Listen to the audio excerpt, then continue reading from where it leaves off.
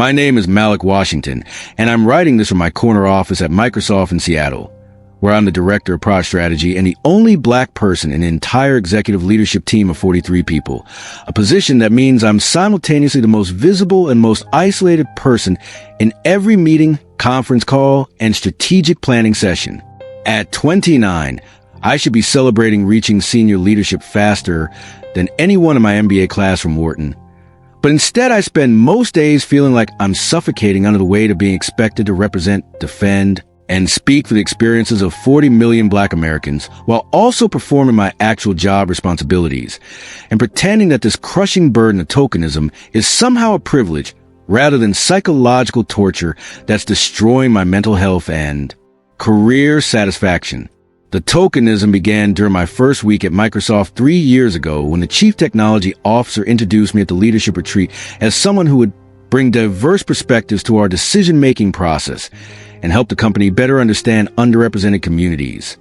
Language that immediately marked me as different from every other executive who was introduced by their technical expertise and strategic accomplishments. The implication was clear. I wasn't there just because of my qualifications, but because my blackness provided value that my white colleagues couldn't offer, turning my racial identity into both a professional asset and a psychological burden. The hypervisibility was immediate and overwhelming as every comment I made in meetings was scrutinized and remembered in ways that my white colleagues' contributions weren't, creating pressure to be perfect in every interaction because any mistake would be attributed to my race rather than treated as an individual error.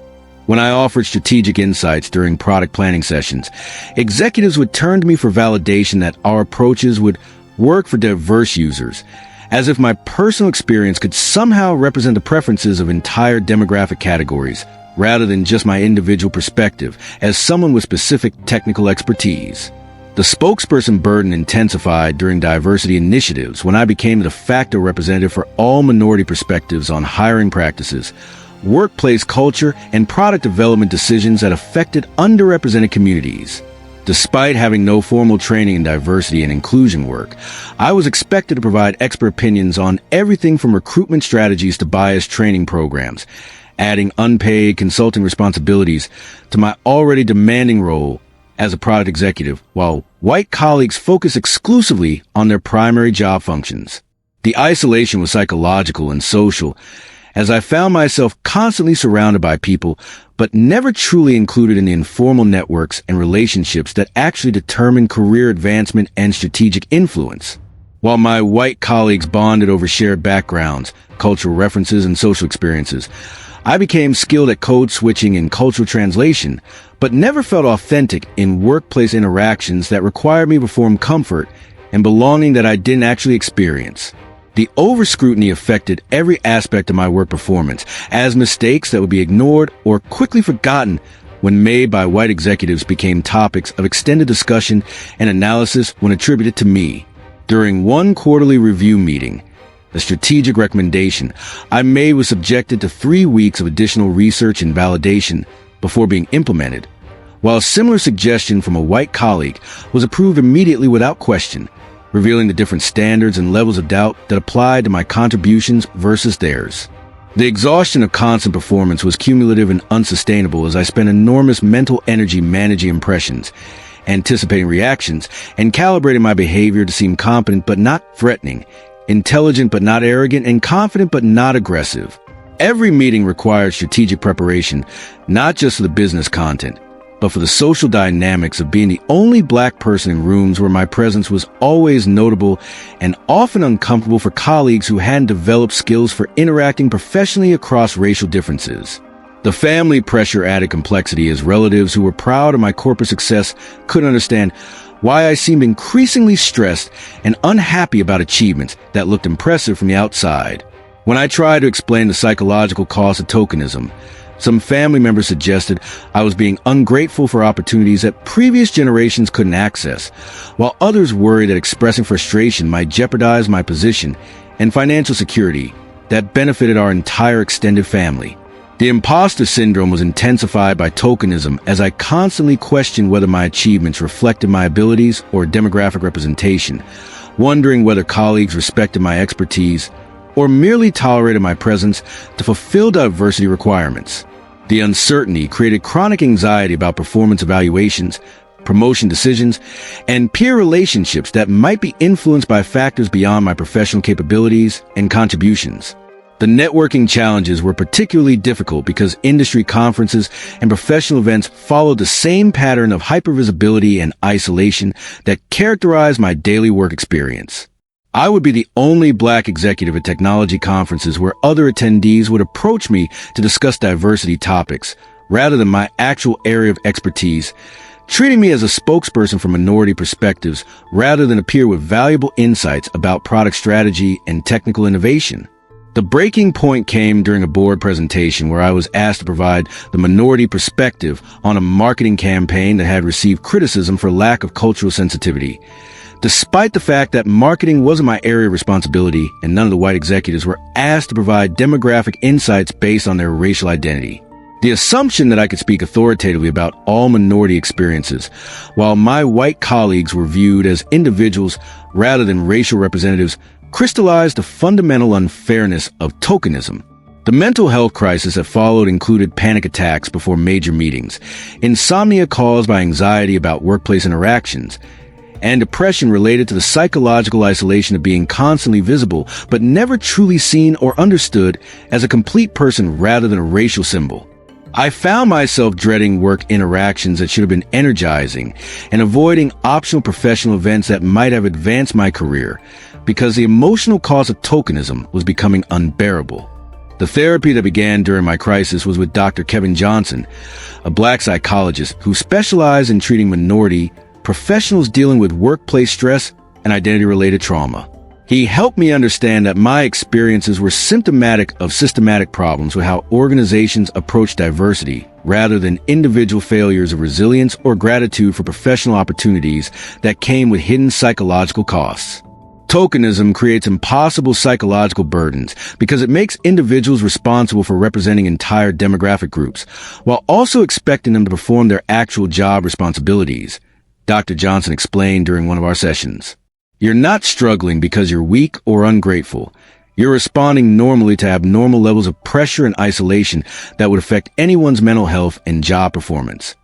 The boundary setting that emerged from therapy involved learning to redirect conversations that expected me to speak for all Black people, declining additional responsibilities related to diversity work that weren't part of my job description, and asserting my right to be evaluated based on individual performance rather than demographic representation. I developed scripts for politely but firmly correcting assumptions about my role and expertise while maintaining professional relationships and career advancement opportunities. The allyship cultivation included identifying white colleagues who were genuinely committed to inclusive leadership and could serve as advocates who would interrupt tokenism when they witnessed it, rather than place an entire burden of addressing workplace bias on me as the only Black executive. I worked to educate supportive colleagues about the impact of tokenism and the ways they could create more inclusive environments through their own behavior and leadership. The network expansion involved connecting with other Black executives in technology through organizations like the National Society of Black Engineers and Code 2040, where I could build professional relationships that weren't based on racial representation and could access mentorship from people who understood the unique challenges of minority leadership in predominantly white industries. The advocacy work that developed from my experience included speaking about tokenism and its impact on minority professionals' career development and mental health.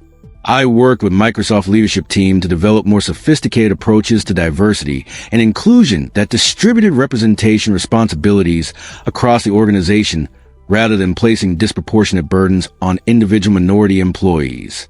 The policy changes I advocated for included rotating diversity-related responsibilities among all executives rather than automatically assigning them to minorities, creating formal mentorship programs that connected minority employees with senior leaders across racial lines, and implementing accountability measures for managers who failed to create inclusive team environments where minorities could thrive without carrying representation burdens. The career evolution included transitioning to roles that leverage my technical expertise, while also allowing me to influence how technology companies approach diversity and inclusion in ways that didn't tokenize individual employees. I became involved in venture capital investing focused on supporting minority entrepreneurs and building more diverse leadership teams in startup companies. The speaking and consulting work that emerged from my experience includes presentations at technology conferences about the hidden costs of tokenism and strategies for creating genuinely inclusive workplace cultures. I share my story to help other minority professionals understand that their experiences with isolation and representation pressure are common rather than unique, and to help organizations develop better approaches to diversity that don't burden individual employees with impossible expectations.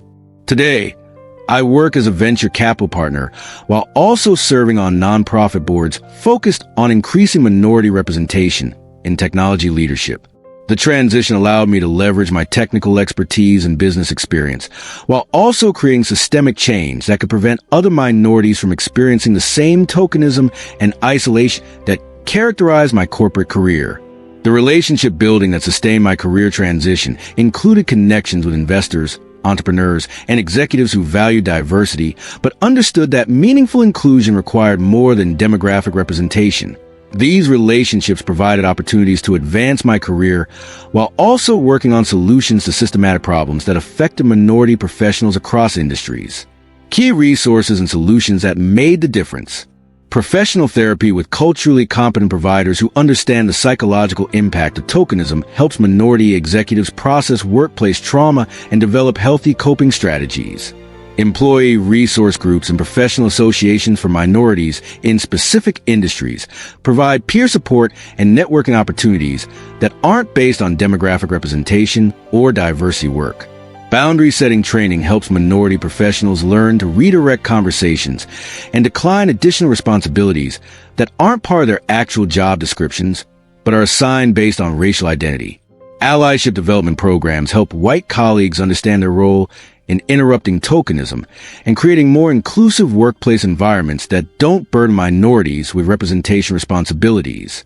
Leadership coaching services specializing in minority executives provide guidance on navigating predominantly white corporate environments while maintaining authentic professional identity and career advancement. Mentorship programs that connect minority professionals with senior leaders across racial lines create developmental relationships that focus on professional growth rather than demographic representation. Policy advocacy organizations work on systematic changes to corporate diversity practices that distribute inclusion responsibilities across entire organizations rather than placing disproportionate burdens on minority employees. Mental health resources specifically addressing workplace isolation and representation pressure provide support for the unique stressors that affect minorities in predominantly white professional environments. Today, when I meet other minorities who are struggling with tokenism and representation burdens in their workplaces, I tell them that their experiences are valid and the psychological costs are real, regardless of external perceptions about the privileges of being the only one. Tokenism isn't an honor. It's a form of isolation that requires conscious management and boundary setting to protect your mental health and career development.